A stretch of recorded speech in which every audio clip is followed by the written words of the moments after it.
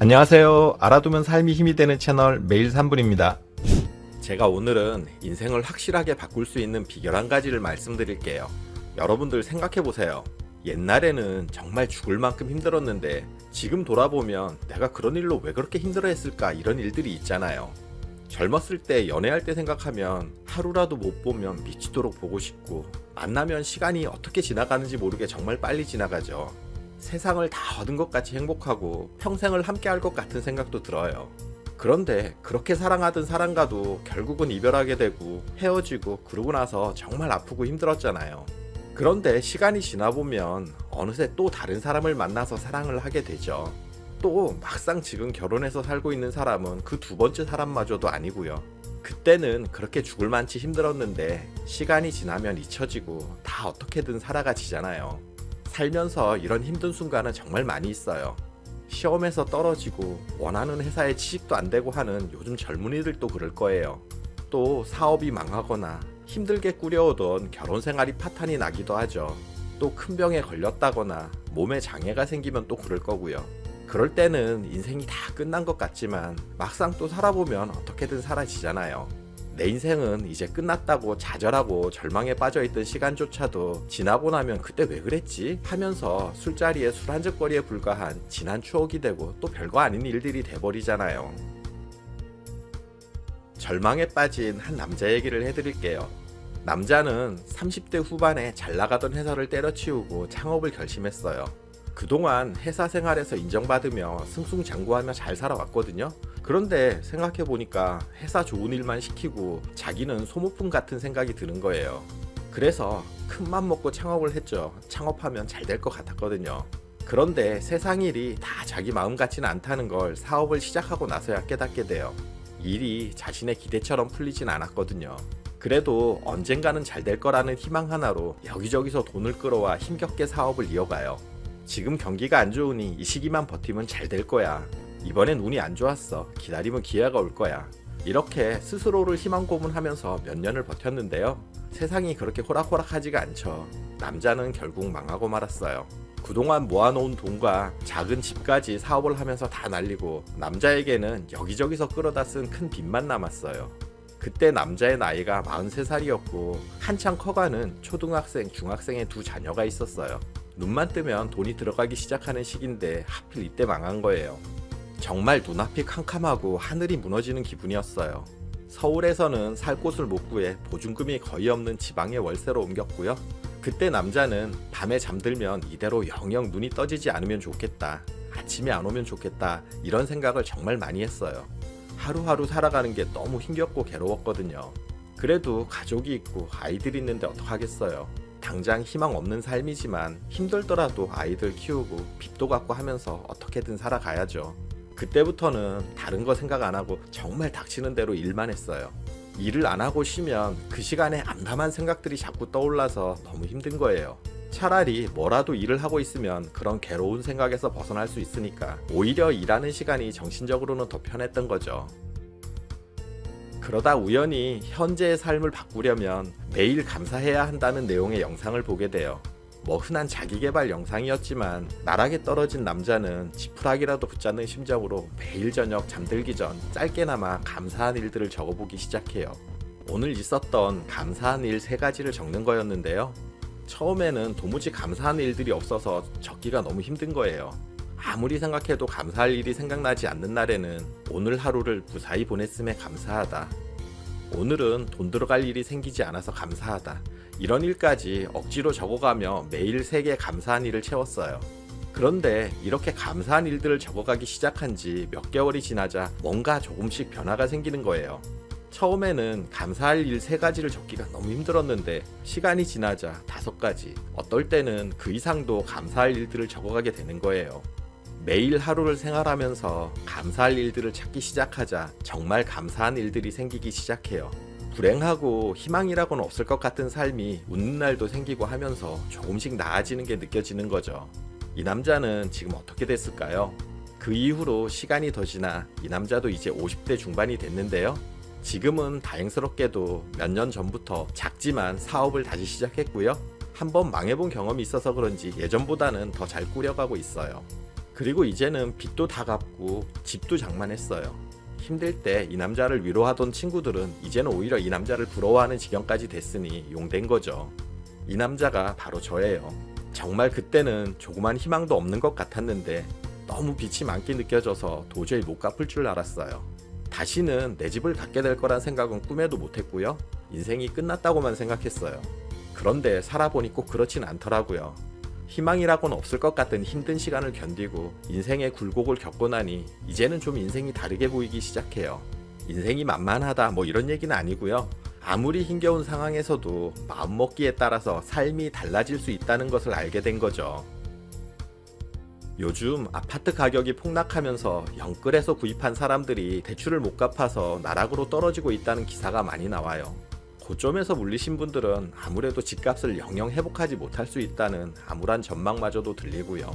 또 은퇴 후 노후를 위해 그동안 모아둔 돈으로 상가 같은 데 투자했다가 망한 사연, 다단계 사기에 걸려서 노후 자금 다 날린 얘기도 들리고요. 이런 분들은 모두 삶이 암담하고 절망적인 상황에 하루하루가 지옥 같을 거예요. 제가 그랬으니까요. 꼭 이런 돈 문제뿐만 아니라 인간관계 등 살면서 힘든 일은 끝이 없죠. 지금은 견딜 수 없이 힘들지만 그런데 결국은 다 지나갈 일들이에요. 어차피 지나갈 일들이니 힘들지 않고 고통스럽지 않다 이런 얘기가 아니에요. 힘들고 고통스러운 건 어쩔 수 없어요. 다만 아무리 힘든 상황에서도 감사한 일들을 찾기 시작하면 삶이 달라질 수 있다는 거예요. 감사하면 왜 인생이 달라지는지는 제가 나중에 책을 읽으면서 구체적으로 알게 됐는데요. 연구에 따르면 우리의 기억이란 건 믿을 게 못 돼서 시간이 지나면 왜곡되고 자신이 믿고 싶은 대로 기억을 각색해서 저장한다고 해요. 노벨상을 수상한 미국의 심리학자이자 경제학자인 데니얼 카너먼은 기억이 저지르는 여러 가지 오류를 발견했는데요. 그 중 하나가 우리는 어떤 일의 시간적인 길이는 기억에 반영하지 않는다는 거예요.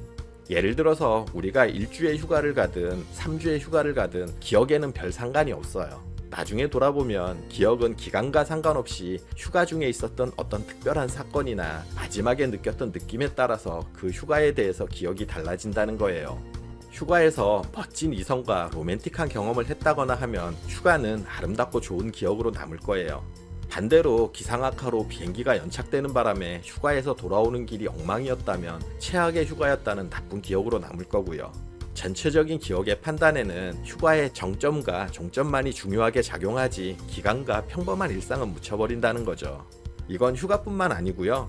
영화도 전반적으로 흥미롭고 재밌었더라도 끝에 결말이 불만족스러우면 기억 속에 나쁜 영화로 남아요. 이걸 심리학에서는 피크 앤드 효과라고 하는데요.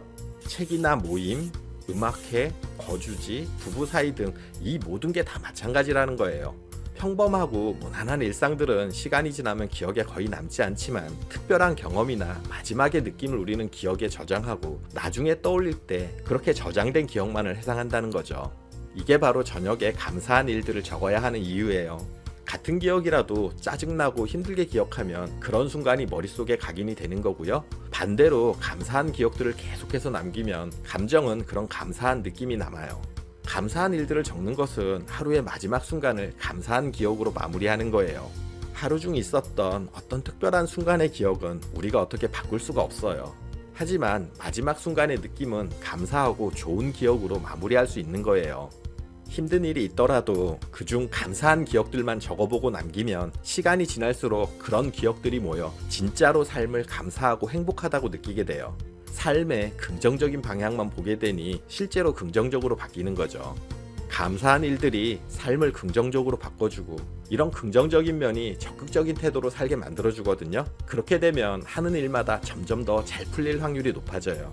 일이 잘 풀리면 감사할 일들도 점점 더 늘어나게 되고 이런 선순환이 일어나는 거예요.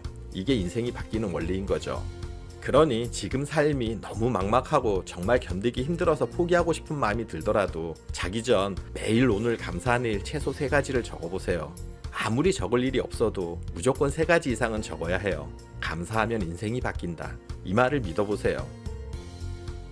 듣는 분들 중에서 이거 무슨 뻔한 얘기고 개소리야 하는 분들 분명 있어요. 뻔하다 생각하는 분들에게는 그렇고 그런 뻔한 얘기가 맞고요.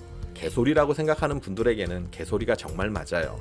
저도 예전에 이런 얘기 들으면 딱 그런 생각했거든요. 그런데 이런 뻔하고 개소리 같은 감사한 일들을 저는 오늘 또 적고 있어요. 제 삶이 바뀐 게 감사한 일들을 매일 적어갔기 때문이라고 믿고 있거든요. 지금도 시간이 지나면 지날수록 삶이 나아지고 있는 것을 느끼고 있어요. 지금 힘든 분들은 속는 셈 치고 오늘부터 감사한 일들을 찾고 적어보세요. 이렇게 적다 보면 일종의 자기 체면 효과가 있어서 시간이 지나면 어느 순간 마음이 편해지면서 삶이 긍정적으로 바뀌는 걸 느끼실 거예요. 정말이에요. 해보세요. 이런 하루하루가 모여서 일주일이 되고 한 달이 되고 1년이 되고 하는 거예요. 물론 하루아침에 어떤 변화가 찾아오지는 않아요. 다만 제가 장담하는데 3개월, 길어도 6개월 안에는 삶의 변화가 분명히 찾아와요. 이런 삶이 1년, 3년, 5년 계속 이어진다면 어떨까요?